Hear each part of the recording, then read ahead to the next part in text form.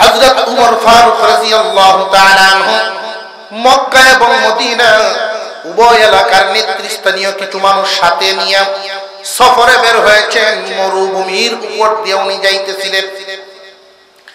একটা গ্রাম বা পাড়া এলাকা যখন পার হন, একজন মহিলা দূর থেকে ডাক দিয়েছেন হযরত উমরকে সম্বোধন করে। খলিফাতুল মুসলিমিন বলেন নাই, সরাসরি নাম ধরে ডাক দিয়েছেন উমর। সাথী সঙ্গী যারা সবাই আশ্চর্য হয়ে গেছে। খলিফাতুল মুসলিমিন উমর নাম ধরে ডাক দিল। ব্যাপারটা কি, কে গো এই মহিলা? উমর ফারুক রাদিয়াল্লাহু তাআলা আনহু সোয়ারির উপর থেকে লাফ দিয়ে নামলেন। সবাইকে বললেন, তোমরা এখানে দাঁড়াও। হযরত উমর এই মহিলার কাছে চলে গেলেন। মাথা নিচের দিকে দিয়ে মাটির দিকে তাকায়া উনার সামনে মুআদ্দব বালকের মতো দাঁড়ায় আছে। এই মহিলা বৃদ্ধা একজন মহিলা, উনি ডাইকা ডাইকা বলতেছিলেন, ওমর তোমারে ডাইকা আনছি, তোমারে তো আমি মহব্বত করি, এই জন্য তোমারে ডাক দিয়ে আনছি একটা নসিহত করে দেওয়ার জন্য। আল্লাহু আকবার কইতেন। আল্লাহর নবীর 2 নম্বর সাহাবী খলিফাতুল মুসলিমিন ওমর, উমরকে নসিহত করার জন্য ডাক দিয়ে আনছেন। তোমারে মহব্বত করি এই জন্য নসিহত করার জন্য ডাক দিয়ে আনছি। এ উমর, খলিফা হইছো, আত্মীয় স্বজন যত আছে এদের সাথে সম্পর্ক আরো বাড়ায়া দাও। আত্মীয়তার সম্পর্ক যদি গভীর করতে পারো, আত্মীয়তার সম্পর্ক যদি কাছে টানতে পারো, আল্লাহ রাব্বুল আলামিন তোমার রিজিক বাড়ায়া দিবেন। যেই দিন আদম আলাইহিস সালামকে আল্লাহ পাক রব্বুল আলামিন রূহ ঢুকাইলেন, আল্লাহর সামনে দাঁড় করাইছেন। একদিকে ফেরেশতাগণ, আরেকদিকে আদম, মাঝখানে পৃথিবীর সমস্ত বস্তুকে আল্লাহ হাজির করলেন। আপনার পকেটে যে মোবাইলটা, ওইটাও আছে। পৃথিবীর জমিনে কিয়ামত পর্যন্ত কত বস্তু আবিষ্কার হবে, সব কিছুর নকশা চিত্র এখানে হাজির করা হয়। আল্লাহ রাব্বুল আলামিন আদম আলাইহিস সালামের কলবে ইলম ঢুকায়া দিলেন, আদমের ইলম বাড়ায়া দিলেন। আল্লাহ পাক রব্বুল আলামিন ফেরেশতাদেরকে হুকুম দিলেন, এই বস্তুগুলোর নাম বলো। ফেরেশতারা অপারগতা প্রকাশ করলো যে আমরা তো এগুলোর ব্যাপারে জানি না, আপনি আমাদেরকে যা জানান আমরা তা জানি, যা জানান না আমরা তা জানি না। আমার পূর্বে হুজুর এই আলোচনা করে গেছেন, ফেরেশতাদের আকল সীমাবদ্ধ। যেই ফেরেশতাকে আল্লাহ আগুনের দায়িত্ব দিয়েছেন, সে পানি সম্পর্কে কিচ্ছু জানে না। আদম আলাইহিস সালামকে আল্লাহ পাক জিজ্ঞাসা করেন, এই বস্তুগুলোর নাম বলো। আদম আলাইহিস সালাম সব সিফত সহ বলে দিলেন। আর জোরে কোন সুবহানাল্লাহ। সব সিফত সহ বলে দিলেন। আল্লাহ এবার হুকুম দিলেন, আল্লাহ হুকুম দিলেন, ও ফেরেশতারা, তোমাদের চাইতে আদমের ইলম বেশি। যদিও তোমরা নূরের তৈরি, আদমকে যদিও মাটি দিয়ে বানাইলাম, তার ইলম বেশি, তারে সেজদা দাও। আল্লাহর এই হুকুম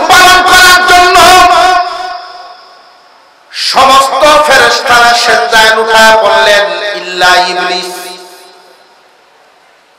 উপস্থিত ছিল ইবলিস, সে কিন্তু উঠায় পড়ে নাই, বরং সে যুক্তি দাঁড় করানো শুরু করে দিল, অহংকার প্রকাশ করা শুরু করলো। আল্লাহ পাক রব্বুল আলামিন হুকুম করলেন সেজদা দেওয়ার জন্য, সেজদার হুকুম পালন করে নাই, না করে কি শয়তান লাভবান না ক্ষতিগ্রস্ত? আরো জোরে কোন, ক্ষতিগ্রস্ত হয়ে গেল শয়তান। ফেরেশতারা যে সেজদা দিয়েছেন, ওই সেজদা দেওয়ার সময় একজন ফেরেশতা তার সেজদাটা আগে লাগায় দিয়েছেন। একজন ফেরেশতা আগে দিয়ে দিয়েছেন সেজদা, ওই ফেরেশতার নাম ইসরাফিল আলাইহিস সালাম। আল্লাহ পাক রব্বুল আলামিন খুশি হয়ে ঘোষণা দিলেন, ইসরাফিল রে, আমি আল্লাহ তোমারে পুরস্কার দিব। আলেমকে সেজদা দেওয়ার কারণে আমি তোমারে পুরস্কার দিব। রে ইসরাফিল, 30 পারা কুরআনুল কারীম তোমার কপালে লিখিয়া দিলাম। এখানে দুইটা দল খুব ভালো করে বুঝবেন। আল্লাহ হুকুম দিয়েছেন আলেমকে সম্মান দাও সেজদার মাধ্যমে। যারা দিয়েছেন তাদের প্রতি আল্লাহ খুশি, যে দেয় নাই তার প্রতি তো আল্লাহ নারাজ, লানত প্রাপ্ত বানায়া দিয়েছেন তারে। সেজদা দিতে গিয়ে যে নাকি আগে দিয়ে দিছে, আগ্রহ প্রকাশ করার কারণে আল্লাহ রাব্বুল আলামিন ওই ফেরেশতারে সম্মানী বানায়া দিলেন। মুসলমান ইমানদার ভাইরা আমার, কুরআনুল কারীমের এক আয়াতের মধ্যে আল্লাহ বলেন, ইয়ারফাইল্লাহুল্লাযীনা আমানু মিনকুম ওয়াল্লাযীনা উতুল ইলমা দারাজাত। তামাম পৃথিবীর মুখে যত মানুষ, প্রথম বিচারে সবাই আশরাফুল মাখলুকাত, সবাই মানুষ, হাত পা বিশিষ্ট মানুষ সবাই। এর মধ্যে আল্লাহ আবার ঘোষণা দিলেন, সমস্ত মানুষের মধ্যে সম্মানী ইমানদারেরা। এইখানে কারা কারা ইমানদার একটু হাত তুলেন তো দেখি। নারে তাকবীর, নারে তাকবীর। আরো জোরে বলেন আল্লাহ। গুনাহগার, কাফের, মুশরিক, আল্লাহ পাক রব্বুল আলামিন তামাম দুনিয়ার কাফেরদেরকে খানা খাওয়াইবেন একজন ইমানদারের উসিলায়। কিন্তু যেই দিন একজন ইমানদারও থাকবে না, দুনিয়ার বাজার আল্লাহ রাখবেন না। এই ইমানদারদের মধ্যে আল্লাহ আবার ঘোষণা দিলেন, ইমানদারেরা রে, তোমাদের মধ্যে সম্মানী কারা জানোনি? আমি আল্লাহ যাকে ইলম দান করলাম, আমি আল্লাহ যাকে ইলম দান করেছি সে সম্মান। কিন্তু বর্তমান সমাজে লক্ষ্য করে দেখবেন, চিত্র দেখা যায় ভিন্ন। আল্লাহর সামনে দাঁড়ায় শয়তান যুক্তি দাঁড় করিয়েছিল। শয়তান মাটির তৈরি আদম ইলম পাইছে, এই জন্য কি আমি তারে সেজদা দিব নাকি? আমাদের সমাজের মধ্যে একদল মানুষের চিন্তা ভাবনা এইরকম, অহংকার নামক রোগের কারণে সলিমদ্দির হুদ কলিমদ্দি হাফেজ হয়েছে, এই জন্য কি তারে আমার হাফেজ শব্দ হলো। অমুকের হুদ অমুক হাফেজ হয়েছে, আর পিছে কি নামাজ পড়ানো লাগবে? আমি চৌধুরী সৈয়দ ভাডান খান, টেলা আছে না নাই? এই রূপ যার ভিতরে আছে বুঝবেন কুমড়া পচা। বুঝাইতেছে? আল্লাহ পাক এক আয়াতের মধ্যে বলেন, ইয়া আইয়ুহাল্লাযীনা আমানুত্তাকুল্লাহা ওয়া কুনু মা'আস সাদিকিন। হে ঈমানদাররা, আল্লাহকে ভয় করো এবং আল্লাহ ওয়ালাদের সাথী হও। দুনিয়ার অন্যান্য মানুষদেরকে বলেন নাই, শুধু ঈমানদারদেরকে বলছেন। আসমানের নিচে শুধু কি ঈমানদাররাই বসবাস করেন না আরো মানুষ আছে? অন্য কোন মানুষকে আল্লাহ এই নসিহত করেন নাই, শুধু ঈমানদারদেরকে করলেন। হে ঈমানদাররা, আল্লাহকে ভয় করো এবং আল্লাহ ওয়ালাদের সাথী হইয়া যাও। প্রথম কথাটা ঈমানদারেরা রে, কুরআনুল কারীমের যত জায়গায় আল্লাহ ডাক দিয়েছেন ঈমানদারেরা, এর একটা অর্থ হইল ও জান্নাতের মালিকরা। হে জান্নাতের মালিকরা, তোমরা যেহেতু জান্নাতের মালিক, আল্লাহকে ভয় করো। ঈমানদারদেরকে আল্লাহ এই কথা বললেন, আল্লাহকে ভয় করো। কাফেরদেরকে বললেন না কেন? কাফেররা তো আল্লাহকে মানেই না। তোমরা যেহেতু মানো যে আল্লাহ বলতে কেউ আছেন, বিশ্বাস আছে না? আরো জোরে কর। হাসরের মাঠে আল্লাহর সামনে দাঁড়ানো লাগবো না লাগতো না? আল্লাহ পাক রব্বুল আলামিন বলেন, ইত্তাকুল্লাহ, আল্লাহকে ভয় করো। আল্লাহকে ভয় করো। আমরা এখানে যারা যারা আছি, আল্লাহকে ভয় করি কারা কারা? একটু হাত তুলবে। এবারে ভিসা থেকে বালিশ দেব নারে তাকবীর। যারা হাত দেখায় রাখছেন অর্ধেক ভয় করি, শুধু হইতো মাশাআল্লাহ। আপনার মাঝে মাঝে এই যে ডিস্টার্ব ঘুম ভাঙানি লাগে। আমরা আল্লাহকে ভয় করি, তাই তো?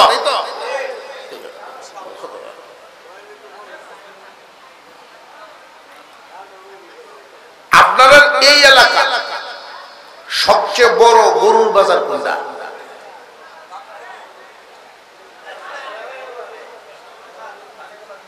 দানিকোলা গরুর বাজার আছে না?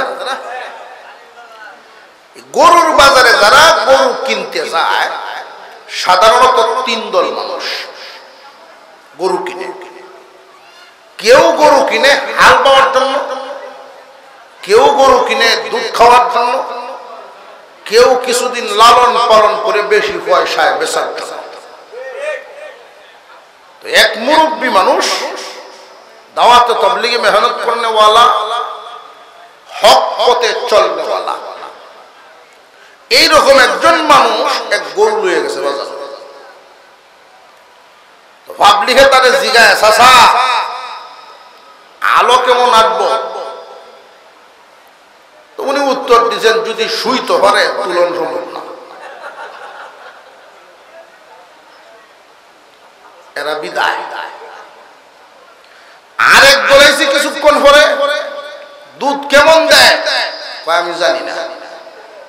আপনার গরু আপনি জানেন না কেন? আমি একদিন খিরানি গিয়া 1 লাখ টিকায়া 1 সপ্তাহ হাসপাতাল আসলাম। এরপর থেকে আমি যাই না, কই পারি না। এই দলও বিদায়। আরেক দলাইছে কায় কেমন? সারাদিন বাচ্চা আপনি কিছু ঘাস আনিয়ে দিলে ইচ্ছা হইলে মু হলোই তো পারে, নাও লইতে হবে। এখন কোন কাস্টমার আইব দারো কেউ নাই। এই গরুর বাজারও আবার একদল লোক থাকে গরু বেচে দেওয়ার লেগে। হ্যাঁ, এটা আপনারা করেছেন। তারা মুহ কিছু কৌশলী কথা, এরা কিছু কৌশলী কথা জানে। কেমন কৌশলী কথা? আমার চাচারে বেকল বানায় দিছে এক গরু বসায়। হুজুরের চাচা না আপনি বলে, যদি কয়টা ফুটা মিটে দুধ খাওয়ান লাগে এই গাইডে। আমার চাচা শুনিয়া মনে হচ্ছে দাদা কয়টা ফুটা মিটে দুধ যদি খাওয়ান লাগে এই গাইডে নেই ৫,০০০ বাড়ায় এত বেটা গাই লই এসে বাড়ি। সকালে যে উঠে টান লইল আঁকবো হয় না। এখন তো খুব খেপছে। হ্যাঁ, হুজুরের চাচা কই আমার শূন্য শূন্য পাশাপাশি গ্রামের মানুষ এরকম একটা ঠকানি দিল আমারে। পরে আমি কাজ করে জিগাইলাম কেলা তত্ত্ব লইয়া দেখি এই দলের লোক কথা বলছে, এরা কৌশলী কথা জানে। এই লোক রেখে আপনি দরতারবেন কিস্তাত বেড়া কয়েই বেচছে কয় হুডা, কয়টা হুডা মিটে দুধ যদি খাওয়ান লাগে আটবো না ও কয় হুডা হয়েছে না। এটা কৌশলী কথা। কি কয় এটা রে? কৌশলী কথা। এটা দালাল জানে। কয়েক রকম উদ্দেশ্য বোঝায় আরেক রকম। আর এই শেষ রাতের ওয়াজ মাথা ঢুকতেছে তো আপনারা? মাশাআল্লাহ নারে তাকবীর। ঠিক আছে। তো এই জাতের এক লোকে বুড়া বেটারে হইছে চাচা কিয়ামত হইব গরু বি হইতো না। আপনি যেই গুণ কইছেন আপনার গরু আমার কাছে দিন, হুতলে উঠে না, দুধের হিসাব নাই, মুহ খাউন লয় না, কোন গুণ আছে গরু? এই দালালেরা তো হরার ভরে ২২০০ আলো ডাইনে জুর ভাই, এটা ডাইনা গরু। গিরস যারা তারা বুঝুন ডাইনে কোনটা চলে। আটবো না শুনবো এই কথা কইছে না, ডাইনে শুরু করবেন। দুধ ইচ্ছা মতো টানবেন, কথান দিব লাগতে পারবো না নাম্বার বইটার কোনো কথা নাই।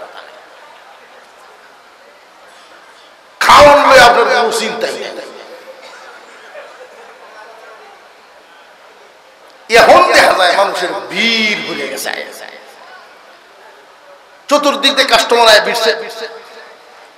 মানে বুড়া বেড়ায় কানে কানে বাবা গরুটা বেচতাম না, আমার এই গরুটা বেচতাম না। কই মেয়ে তোমার কি তো হয়েছে বেচতাম না গেলে? আমার গরুর যে অত গুণ আমি জানি না।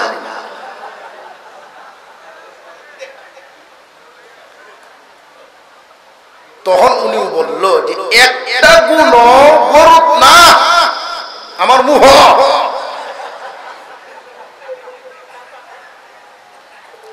একটু আগে যে বলছিলাম আল্লাহ বলেন ইত্তাকুল্লাহ, আল্লাহকে ভয়। আমরা কারা কারা আল্লাহকে ভয় করি? সবাই তো হাত তুলছি, অথচ এইখানের মধ্যে এমন মানুষও আছে নামাজ ছেড়ে দেন। তাহলে আল্লাহর ভয় বুক না, আল্লাহর ভয় মুখ। এমন মানুষও আছে সুযোগ বুঝে মিছা কথাও কয়। মাইকের আওয়াজ যেখানে যায় কত দূর, জেনে রাখবেন যেই সমাজের মানুষ, যেই যুগের মানুষ আল্লাহকে ভয় করে এই যুগে সুখ থাকবে না। যেই যুগের মানুষ সত্যি আল্লাহকে ভয় করবে ওই জামানার মানুষগুলোর অবস্থা হবে জুমার মুসল্লি আর ফজরের মুসল্লি সমান। জুমায় যেই পরিমাণ মুসল্লি ফজরে ওই পরিমাণ মুসল্লি।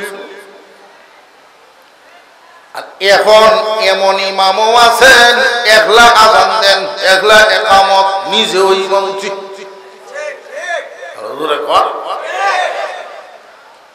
অথচ এই মহল্লায় যত মানুষ বসবাস করে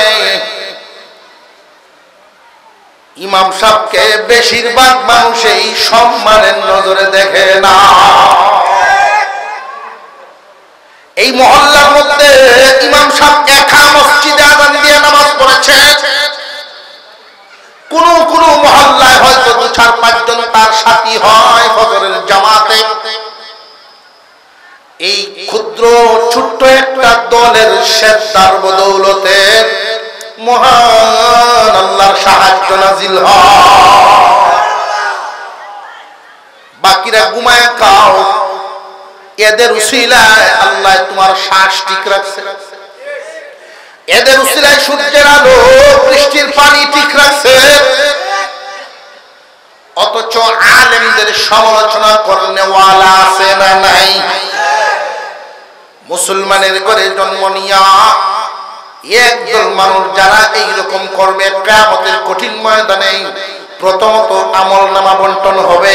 প্রথমত আমলনামা বন্টনের বেলায় কাউরে ডান হাতে দেওয়া হবে, কাউরে বাম হাতে দেওয়া হবে। ওই দিন যারা বাম হাতে আমলনামা পাবে চিরস্থায়ী জাহান্নামী বলে ঘোষিত হয়ে যাবে, জীবনেও কোনোদিন মুক্তি পাবে না। নাউযুবিল্লাহ। কোন ডান হাতে যারা আমলনামা পাবে, যাররা পরিমাণ ঈমান নিয়েও দুনিয়া ছাড়লে, যাররা পরিমাণ ঈমান নিয়েও যদি কেউ দুনিয়া ছাড়েন 10 দুনিয়ার সমান একটা জান্নাত দিব। জান্নাতের সংবাদ পাই আপনারা খুশি, জান্নাতের সংবাদ পায়া আপনারা খুশি, পিছনেরা খুশি না। জান্নাত পায়া যদি খুশি হইতো সুবহানাল্লাহর আওয়াজ আরো ভালো হয়। বরকতপূর্ণ রহমতপূর্ণ সময়। ডান হাতে আমলনামা পাবে যারা চিরস্থায়ী জাহান্নামে যাবে না তারা, বাম হাতে আমলনামা পাবে যারা চিরস্থায়ী জাহান্নামে যাবে তারা। আফসোসের সাথে বলতে হয় অনেক মুসলমান নামদারি, অনেক নামদারি মুসলমান ওই দিন বাম হাতে আমলনামা নিয়ে দাঁড়াইবে। মুসলমানদের জামাত থেকে কেউ একজন ডাক দিয়া জিজ্ঞাসা করবে, কি গো অমুক ভাই, কি গো অমুক ভাই, তুমি না মুসলমান ছিলা দুনিয়াতে, তুমি না মুসলমানের সন্তান ছিলা দুনিয়াতে, কুরবানি দিতা অনেক বড় গরু, শুক্রবারে জুমায়ও আইতা, মসজিদে আয়া মাতবুরি লইয়া কাজও করতা,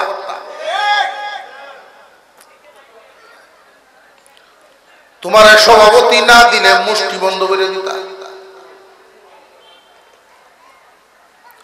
ও ভাই, তুমি আজকে বাম হাতে আমলনামা নিয়া কাফেরদের জামাতে কেন গো ভাই?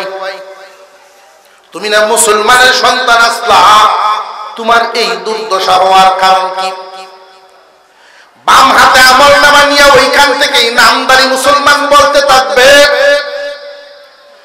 যদিও আমি মুসলমানের ঘরে জন্ম নেওয়া মানুষ, যদিও মুসলমানদের গণনায় গণিত মানুষ, মুসলমানদের জামাতের শামিল হওয়া মানুষ, কিন্তু আমার কথা কাফেরদের কথার মতোই তো, আমার কথা আমার কাজ কাফেরদের সাথে মিলে যাইতো। এমন কথা আমার মুখ দিয়া বের হইতো যেই কথাটা কাফের কওমের কথা, এটা আমি মুসলমান হয়ে কইতাম। এই কারণে দুনিয়া ছাড়ার সময় ঈমান নিয়ে মরতে পারি না। আল্লাহ পাক রব্বুল আলামিন বলেন, ও ঈমানওয়ালা, আল্লাহকে ভয় করো। আল্লাহকে ভয় করার কথাটা যে আমি বলছিলাম, আসলে কি আল্লাহর ভয় অন্তরে আছে না মুহ? বেশিরভাগ মানুষের মুখে আল্লাহর ভয় বুকে নাই। যারা আল্লাহকে ভয় করে চলতে পারবে তারা ঈমান নিয়ে বিদায় হবে। আল্লাহকে যারা ভয় করে চলতে পারবে না এদের জন্য ভয় আছে। কিসের ভয়? কিসের ভয়? এখানে আরেকটা কথা আপনাদেরকে শোনায় রাখি। হযরত উমর ফারুক রাদিয়াল্লাহু তাআলা আনহু মক্কা এবং মদিনা উভয় এলাকার নেতৃস্থানীয় কিছু মানুষ সাথে নিয়ে সফরে বের হয়েছেন। মরুভূমির উপর দিয়ে উনি যাইতেছিলেন। একটা গ্রাম বা পাড়া এলাকা যখন পার হন, একজন মহিলা দূর থেকে ডাক দিয়েছেন হযরত উমরকে সম্বোধন করে। খলিফাতুল মুসলিমিন বলেন নাই, সরাসরি নাম ধরে ডাক দিয়েছেন উমর। সাথী সঙ্গী যারা সবাই আশ্চর্য হয়ে গেছে। খলিফাতুল মুসলিমিন উমর নাম ধরে ডাক দিল। ব্যাপারটা কি? কে গো এই মহিলা? উমর ফারুক রাদিয়াল্লাহু তাআলা আনহু সোয়ারির উপর থেকে লাফ দিয়ে নামলেন। সবাইকে বললেন, তোমরা এখানে দাঁড়াও। হযরত উমর এই মহিলার কাছে চলে গেলেন। মাথা নিচের দিকে দিয়ে মাটির দিকে তাকায়া উনার সামনে মুআদ্দব বালকের মতো দাঁড়ায় আছে।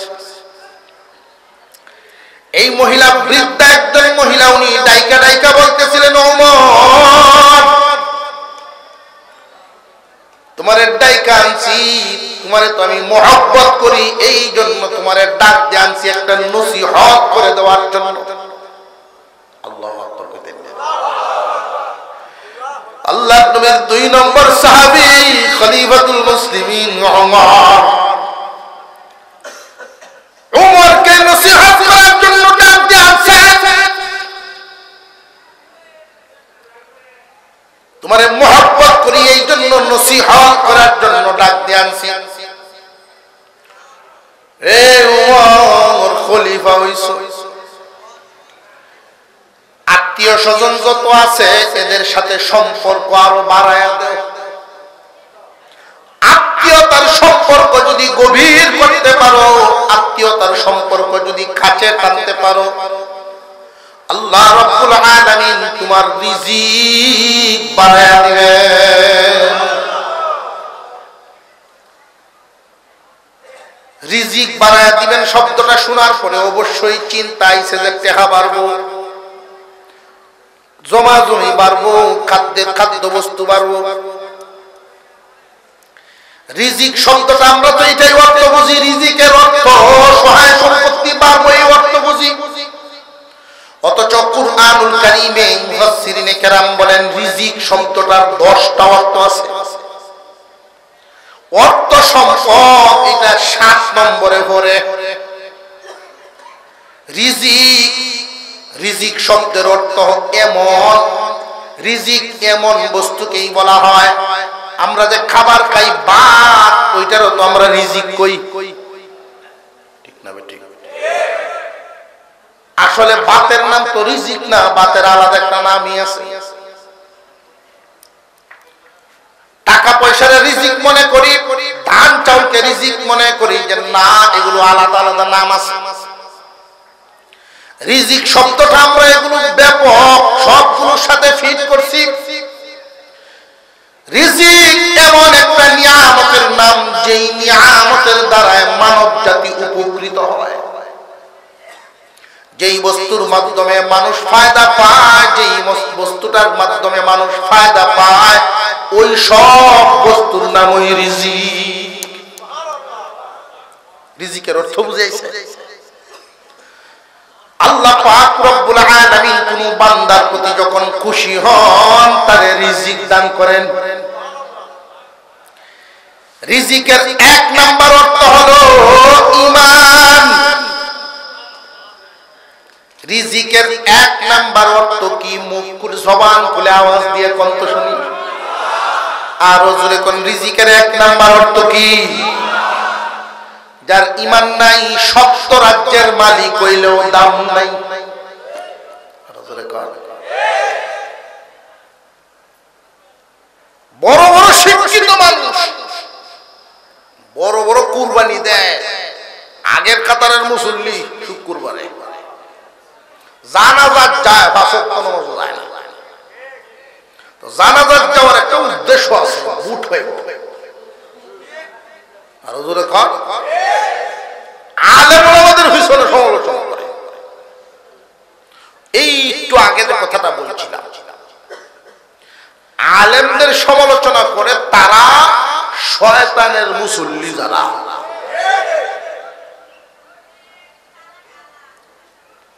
আমি সহজে বলেছি কথাটা। ফেরেশতারা আদম, মনে আছে প্রথম শুরু করছিলাম, আদমকে সেজদা দিবেন যারা আল্লাহর সন্তুষ্টি পাইছে তারা। যে আগে সেজদা দিছে আল্লাহর সন্তুষ্টি তো পাইছে, ওই পুরস্কার হয়েছে।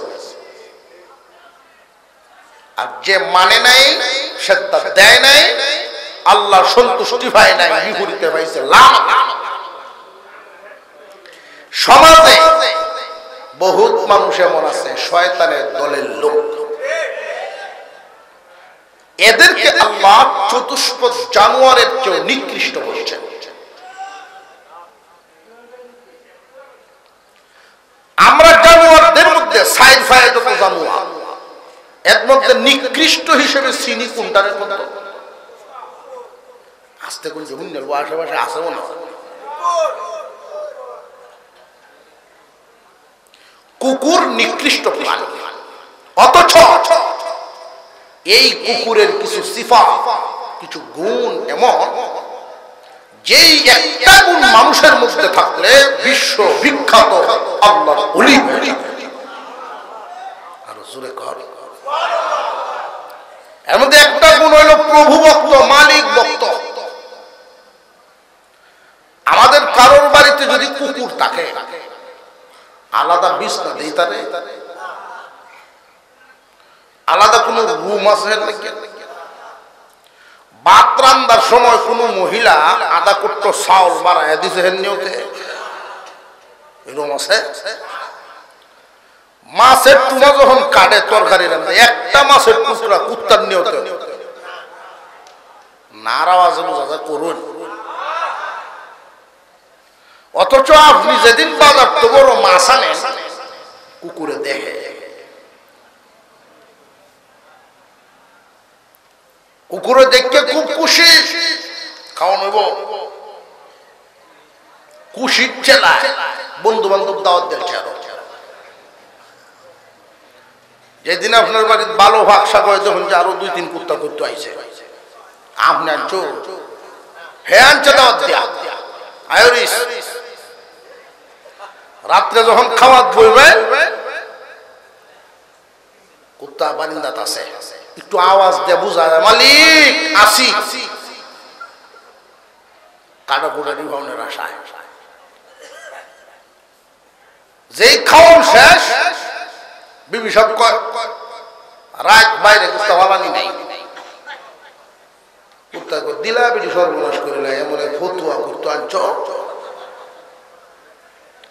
এই যে রাত্রে সে খানা পাইল না, সাথে যে কুত্তারা আনছি দাওয়াত দেয়া, আমার মালিককে খুব একটা ভালো না, তোরা জাগা শরম পাইলাম, তোরা রান্নিয়া বিদায় টিদায়।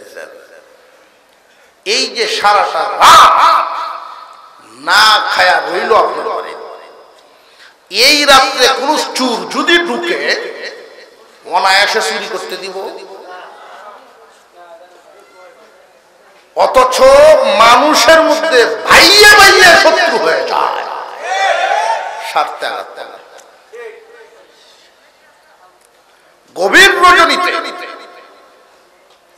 বাহির থেকে আপনি নিজের ঘরে যাওয়ার জন্য মাফলার দিয়ে বা চাদর দিয়ে মুখ গুড়া, দূর থেকে চিনা যায় না, কুয়াশা অন্ধকার, নিজের বাড়িতে গিয়ে ঢুকতেছেন, এর পরেও দেখবেন আপনার এই সহজে ঢুকতে দিত না, যতক্ষণ না চিনব। আপনার দিকে বক বক যে করে, এর অর্থ হইল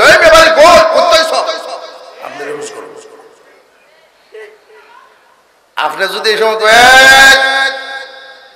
আপনার এই অর্থ হইল চিনস না আমারে, আমার বাড়ির আমার চিনস না। আপনার আওয়াজ শুনলে যখন চিনে লায়, তখন আর বক বহানির আওয়াজ নাই, গার সুজা, লেজও সুজা, সিলিন্ডারি সুরে আপনার সাইডে দেয় ঘুরবো, শুধু শুধু আওয়াজ দিয়ে কইব সরি চিনছি না। আর জোরে কর। একটা কুকুর যদি এই পরিমাণ মালিকের ভক্ত হতে পারে, তুমি মানুষ আল্লাহর নিয়ামত ভোগ করো আর আল্লাহর গোলামি করো না। আল্লাহ দেয়া কোন নিয়ামতটারে তুমি ছোট নজরে দেখবারে বান্দা, আল্লাহ দেয়া কোন নিয়ামত ছোট করে দেখবা। এক বোতল পানি যদি তুমি কিনো 30 টাকা দিয়া, তারপরে দোকান থেকে আনতে হবে, অথচ এই পানিটা কোন কোম্পানি বানায় নাই, কোম্পানি শুধু বোতলও ভরছে। এই পানি আসলে বানাইছেন কে? 24 ঘন্টা অক্সিজেন দেওয়ার কারণে সৌদি আরবের একজন রোগী, মুরব্বী মানুষ, শ্বাসকষ্টে আক্রান্ত, প্রাইভেট একটা হাসপাতালে ভর্তি করেছেন। 24 ঘন্টা অক্সিজেন নিলেন, 3000 রিয়াল বিল হয়েছে। বিলের কাগজটা সিটের সামনে দিয়ে গেছেন, বিল পরিশোধ করেন আগে, রোগী বের করবেন পরে। মুরব্বী মানুষ কাগজটা হাতে নিছেন, বুড়া বয়সের মানুষ, 110 তার বয়স। এই কাগজটা হাতে নিয়ে তার চোখের পানিটা রাখতে পারেন নাই, গড় গড় করে চোখের পানিটা ছেড়ে দিছে। বড় ছেলে আগে আসছে, আব্বা 3000 রিয়াল এক বসায় আমরা বন্ধু বান্ধব খরচ করে ফেলি, কেন আপনি এই সামান্য টাকার জন্য কান্দেন? বাবারে এই টাকার জন্য আমি কান্দি না। 24 ঘন্টা অক্সিজেন নিলাম, 3000 রিয়াল বিল না দিয়া রোগী বের করার অনুমতি নাই। এতদিন পর্যন্ত যেই মালিক অক্সিজেন দিয়ে বাঁচায় রাখছেন, না জানি কি পরিমাণ বিল জমা হয়েছে। ওই দিন তুমি সন্তান আমার এই জবাব দিবা না, আমার বিল পরিশোধ করবা না, ওই চিন্তায় আমার চোখে পানি এসে গেছে। আল্লাহ যে নিয়ামত দিয়ে আমারে বাঁচায় রাখছে। দুনিয়ার জমিনে একজন মানুষ যদি অন্ধ হয়, 2টা চোখের আলো নাই, এমন একজন অন্ধ মানুষকে কোন ডাক্তার যদি বলে অপারেশন করব, চোখ ভালো করে দিব, বিনিময়ে 2 বছর আমার গোলামি করব, আপনারা কি মনে করেন এই অন্ধ লোকটা রাজি হইব? 2টা চোখের আলো ফিরায় দেওয়ার কারণে যদি ডাক্তারের গোলাম সাজতে পারো 2 বছরের জন্য, অঙ্গ প্রত্যঙ্গ দিলেন সেই মাওলার গোলামি কেমনে ভুলে গেল? যখন তোমার কেউ ছিল না তখন ছিলাম আমি, এখন তোমার সব হয়েছে, পর হয়েছি আমি। যেই দিন তোমার কেউ রবে না তখন রব আমি। আল্লাহ ছাড়া কারোর কোন গতি নাই। গতি আছে? আল্লাহ বলেন ইত্তাকুল্লাহ, আল্লাহকে ভয় করো, আল্লাহকে ভয় করো। আল্লাহকে যারা ভয় করে, আল্লাহর হুকুম অমান্য করতে পারে না, আদেশ ছাড়তে পারে না, নিষেধ করতে পারে না। এইখানে আমরা এই মুহূর্তে আমরা যারা হাজির, সবার মন কান্দে অবশ্যই, কেন আমি গুনাহ করি, আল্লাহর হুকুম কেন আমি অমান্য করি, মন কান্দে। মাঝে মাঝে মসজিদের কোনায় বসে চোখের পানি ছাড়ে আর তওবা করে, আর নামাজ ছাড়তাম না, নামাজ আর ছাড়তাম না, কান্দে। কিন্তু অবস্থাটা এমন হয়, 2 দিন 3 দিন 4 দিন গেলে আবার যেই সে হয়ে যায়। হয়নি না? হয় না? জানিয়ে রাখবেন, আমাদের এই বডির মধ্যে 2টা অংশ আছে, 2টা অংশ। একটার নাম শরীর, আর একটা হইল আত্মা। একটা একটা হলো বডি আর একটা রুহু, দুইটা একসাথে থাকলে তারে মানুষ বলে। চোখের নাম চোখ, কানের নাম কান, নাকের নাম নাক, ঠোঁটের নাম ঠোঁট, প্রত্যেকটা অঙ্গের আলাদা আলাদা নাম আছে না নাই? প্রত্যেকটা অঙ্গের আলাদা আলাদা নাম আছে। মানুষ কোন অংশটার নাম বলতে পারেন? মানুষ তো কোন অঙ্গের আলাদা নাম আছে? কালি এবং কাগজ আলাদা আলাদা দুই বস্তু, দুইটা একসাথে লাগলে আরেকটা নাম হয়। বই হোক, ক্যালেন্ডার হোক, পোস্টার হোক, ঠিক তেমনি রূহ আর বডি আলাদা আলাদা বস্তু, একসাথে মিললে আরেকটা নাম হয় মানুষ। বডি বানাইছেন মাটি দিয়ে, এই জন্য বডির ভরণ পোষণের সব মাটির থেকে উৎপন্ন হয়। আত্মা পাঠাইছেন আল্লাহ, আত্মার খাদ্য ওহীর মাধ্যমে পাঠাইছেন আল্লাহ। এই বডি যদি 3 দিন না খায় হাঁটাচলা বন্ধ হয়ে যাবে, কিন্তু আল্লাহর দেওয়া এই আত্মা তুমি বান্দা কি পরিমাণ না খাওয়ায় রাখছো, আত্মার খাবার তো তুমি দাও নাই। আল্লাহ পাঠাইছেন খাদ্য, আত্মার খাবার তুমি দাও নাই। আত্মারে না খাওয়াইতে দুর্বল বানায় ফেলছো। বডির যত্ন করতে করতে নফস শক্তিশালী হয়ে গেছে। গুনার কাজের যদি ইরাদা করো বা সামনে কোন গুনার কাজ হাজির হয়, আত্মা এবং নফসে যুদ্ধ করে, তোমার দুর্বল আত্মা নফসের সাথে পারে না।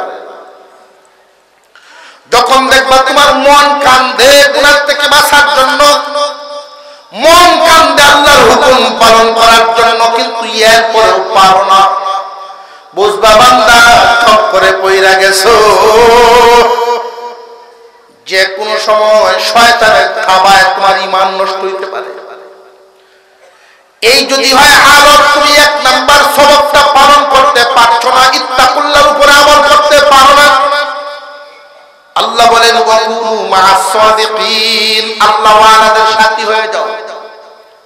হে ঈমানওয়ালা, হে ঈমানদারেরা, আল্লাহর হুকুম, আল্লাহর নিষেধ আদেশ যদি মানতে না পারো, যদি তোমার দ্বারা কমতি হয়, শয়তানের দুকায় পড়ে গেছে, চোখ গুনার সাথে সম্পর্ক বেশি হয়ে গেছে,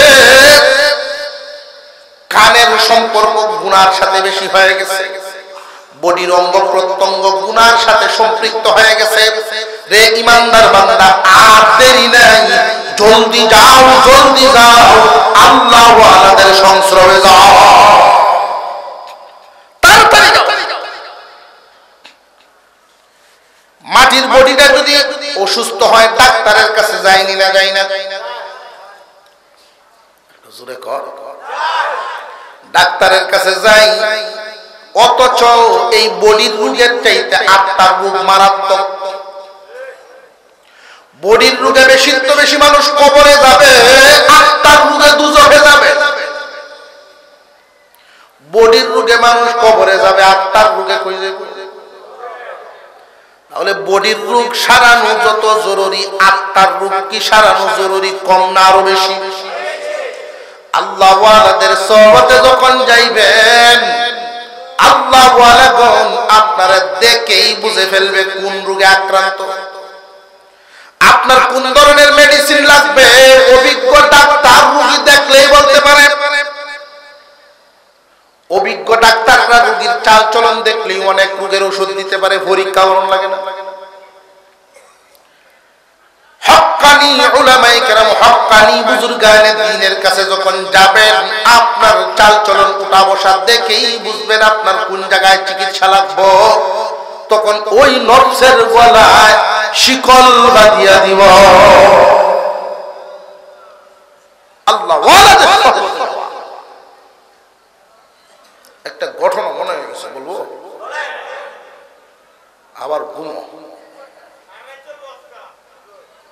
আবার ঘুমাইতেছ? ফাও যারা সামনে খারা, বনের ডিজাইন, হ্যাঁ চেঞ্জ করে ফাও সামনের দিকে খাড়া রাখকে বন নিষেধ, খেলাফে সুন্নাত।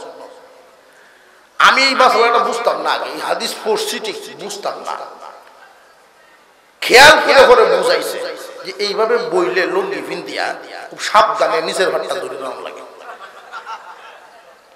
যদি সাবধানতার দুর্বলতায় এখন ফাটটা ছুটতে যায় সর্বনাশ না, নবীজি নিষেধ করছে। ঘটনা হলো আব্দুল কুদ্দুস গঙ্গুহি রহমাতুল্লাহি আলাইহি বিরাট মাপের এক বুজুর্গ ছিলেন। উনাকে আল্লাহ মেয়ে সন্তান দিয়েছেন, ছেলে সন্তান দেন নাই। আব্দুল কুদ্দুস গঙ্গুহি রহমাতুল্লাহি আলাইহি ছেলে নাই, মেয়ে আছে। বড় মেয়েকে বিয়ে দিয়ে স্বামী সহ বাড়িতে রাখছেন, অন্যান্য মেয়েদেরকে বিভিন্ন জায়গায় সেট করছেন। বড় মেয়ের দিকের নাতি হচ্ছে ছেলে, তার নাম রাখছে আবু সাঈদ গঙ্গুহি রাহমাতুল্লাহ আলাইহি। আবু সাঈদ মাদ্রাসায় পড়ছে ঠিকই, তো অতিরিক্ত আদরের কারণে আদরে আদরে বাদর হয়ে গেছে। কিরকম বাদর? আব্দুল কুদ্দুস গঙ্গুহি রাহমাতুল্লাহ আলাইহির কাছে জামানার মুহাদ্দিস মুফতি শাইখুল হাদিস সবাই তো আইসা যখন দেখতো যে হিসাবের কান্দ আবু সাঈদ, নানার কান্দ, বিশ্বনবীর কান্দ হুসাইন হইছে না, নানার কান্দ তো নাতি উঠতেই পারে। বড় বড় মুফতি মুহাদ্দিস হুজুর আমার টেন দিন, আমার টেন, সকলের খেদমত ফাইতে ফাইতে এখন আবু সাঈদের নজরও এই দেশের কোন হুজুর বাসে না। আমরা সমাজও দেখবেন কিছু লোক আছে ভাই সব নামাজ পড়ুন, কার পিছে পড়ান নামাজ, কার পিছে পড়তাম, তার নজরে কোন হুজুর বাসে না। এমন ইবলিশ আছে না নাই? কার মুসল্লি খুললাম? শয়তানের মুসল্লি। এরার ইমামতি একমাত্র শয়তান ছাড়া কেউ করতে পারত না।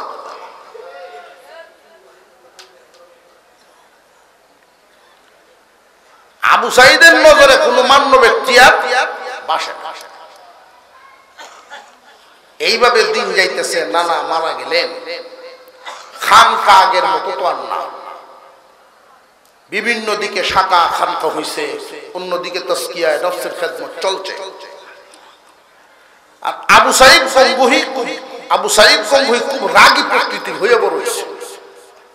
ছোটবেলার থেকে যদি কাউকে গড়ে না তুলে এরকম হয়ে যায়, এমন রাগী,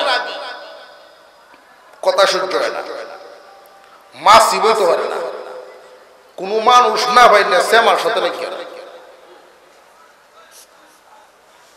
একদিন এক মসজিদের সামনে যায়, এই মসজিদের মুয়াজ্জিন ওনার নানার মুরিদ, আর তার মুয়াজ্জিনের বয়স 46 বছর। দূর থেকে ডাকতেছেন, মুয়াজ্জিন, অসভ্য ডাক, কিছু কিছু শব্দ শিকার অহংকার গরিমা ভিতরের রোগে মুখে বের করে, ভিতরের রোগে বলির আচরণ প্রকাশ করে। বুজুর্গানের দিন দেখলেই বুঝলি কোন জায়গায় ত্রুটিটা। গফ করে দেখছি হুজুরটা আইছি, হুজুরটা বলে আইছি, ভাষা ব্যবহার করে সেখানে মজরি শব্দ দৌড়ে আসছে, ভাইজান কেন, ভাইজান কেন, একটু পানি কম। উনি পানি এনে দিচ্ছেন ওনার লুটা দিয়া, মাটির লুটা ছিল তখনকার জামানায়, ওনার ব্যবহৃত সেই লুটা, যত্নে গড়া সেই লুটাটা দিয়ে দিচ্ছেন। আবু সাঈদ গঙ্গুহি পানি পান করিয়া লুটা যখন ভাক্কার উঠে তয়, এটা তো আর আদবের সাথে তৈছে না, নিজের গর্মি দিয়ে তৈছে। লুটা যখন নিজের গর্মি দিয়ে তৈছে, এটা তো লোয়া না, ভাঙিয়া লেগে যেই লুটা ভেঙে গেল, মুরব্বী মানুষ হাউ মাউ করে কান্না শুরু করছে। আরে মাটির একটা লুটার লাগে তুমি এমনি কাঁদতেছো কেন? এক ডজন লুটা তোমার এমনি দাও।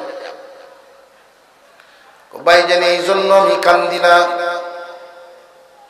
এই লুটার সাথে আমার এই মসজিদের খেদমতের সম্পর্ক।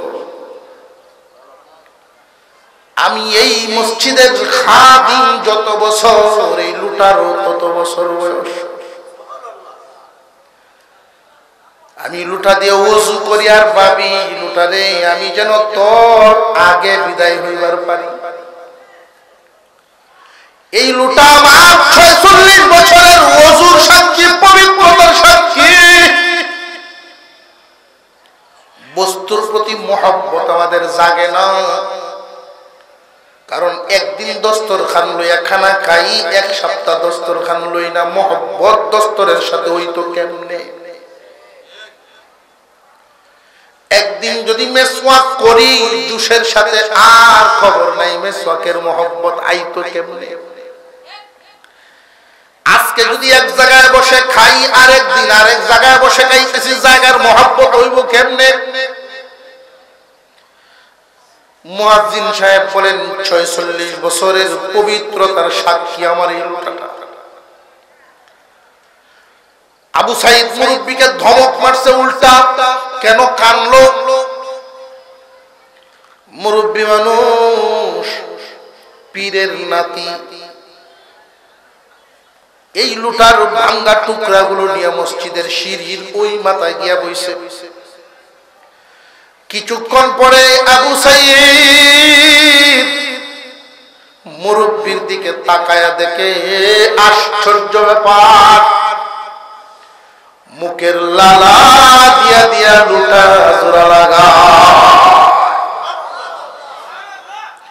মুখের লালা দিয়া দিয়া লুটাটা জোড়া লাগায় ফেলতেছে। আবু সাইদ উঠে দাঁড়ায় গেছে। আস্তে আস্তে মুরব্বীর কাছ পর্যন্ত পৌঁছে গেছে, গিয়া দেখেন লুটা জোড়া লাগানো শেষ, একটা দাগ পর্যন্ত নাই। আবু সাইদ লুটাটা হাতে নিয়ে বলেন, ভাইজান কি করলেন? এবার লুটাটা একটা চুমা দিলেন, মুখের সাথে ঘষেন, শরীরের সাথে ঘষেন, বুকের সাথে জড়ায়া মুরব্বীর কাছে মাপ চাওয়া শুরু করছে। কিভাবে এটা সম্ভব? এটা কেমন দৌলত তোমার ভিতরে? মুয়াজ্জিন ভাই, এই দৌলত আমারে শিখায় দাও, কারণ দুনিয়ার বাদশাহী, দুনিয়ার পদ পদবী আর এই লাইনের বাদশাহীর ব্যবধান আছে না? ওই লাইনের বাদশাদের কাছে দুনিয়ার বাদশাহীর কোনো দাম নেই। কাতিয়ার সাফ রহমতুল্লাহি আলাইহি, সুনামগঞ্জ এলাকা, বিশাল বড় বড় হাওরের মাঝখানে গাড়ির স্টার্ট বন্ধ হয়ে গেছে, ইঞ্জিনের তেল নেই। মুরব্বী মানুষ, আল্লাহর ওলি, ড্রাইভারকে বলেন কন্টেনারটা আমার হাতে দে। এই যেই সময়টা আমরা এখানে বসলাম, এই নজরুলের রহমতের সময়, তাহাজ্জুদের সময়, কন্টেনারটা আমার হাতে দে। ওই কন্টেনার নিয়ে উনি হাওরের দিকে রওনা দিলেন। রাস্তা থেকে নেমে ক্ষেতের আইল দিয়ে যাওয়া শুরু করছেন। ড্রাইভার তো অবাক। কিছু দূর গিয়া ছোট্ট একটা গাড়া আছে, যেটা আমরা ফাগার বলি, ওইটার পারের মধ্যে রুমাল বিছায় 2 রাকাত নামাজ পড়ে কান্না শুরু করছেন। মালিক, আমি যদি তোমার গোলাম হইয়া থাকি, গোলাম তো আর মালিক থাকতে গোলামের বিপদ থাকতে পারে না। বিসমিল্লাহ বলে ওই পানি ভরে ফেলছেন কন্টেনারের মধ্যে। ড্রাইভার দূর থেকে দেখে আশ্চর্য, চোখের সামনে দেখছে তো কন্টেনারে পানি ভরছে, এটা কেমনে গাড়িতে ভরে? হুজুর খুব রাগী মানুষ ছিলেন, লাঠি হাতে নিয়ে মারতে যায়, জলদি বল। এটা যদি বুঝতে রে আমার জায়গায় তুই থাকতে।